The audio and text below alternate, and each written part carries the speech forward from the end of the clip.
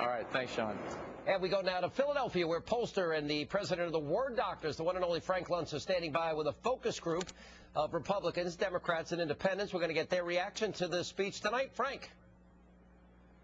Sean, it was very dramatic. How many of you were disappointed, by show of hands, with Barack Obama's first year in office? Raise your hands if you're disappointed.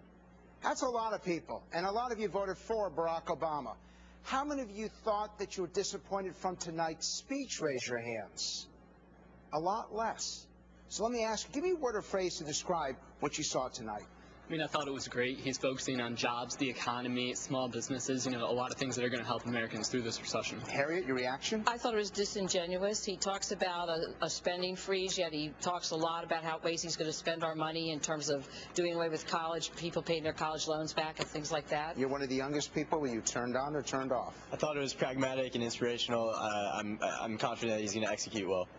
I thought it was contradictory. I don't know how he's going to support small business and economic growth when he's going to tax them to pay for health care. Richard? As usual with him, it's all words and no action. He talks a great game. He's like he's campaigning for office again. It would be nice if he actually did something. Do you agree?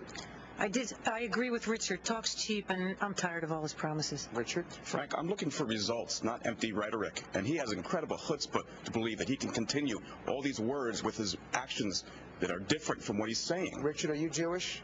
No, actually Catholic. You cannot use the word chutzpah. I felt very inspired, very hopeful for our future endeavors. Your reaction? I liked what I heard about the jobs, the high technology jobs especially. That's what the United States is known for. So here's the question.